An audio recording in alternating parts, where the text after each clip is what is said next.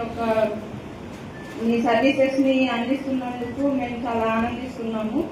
మీరు ఇలా ఇంకా ఎన్నో కార్యక్రమాలు చేపట్టాలని, మీరు మీ సేవలని పలంనేరు ప్రజలకి అందించాలని మేము కోరుకుంటున్నాము.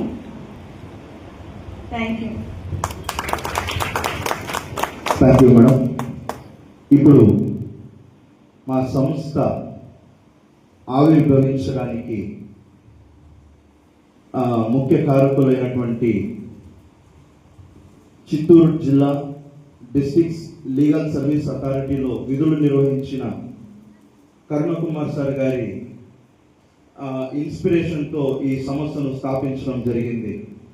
ముఖ్యంగా చూసుకున్నట్లయితే బన్వారీ దేవి ఎవరికైనా తెలుసా?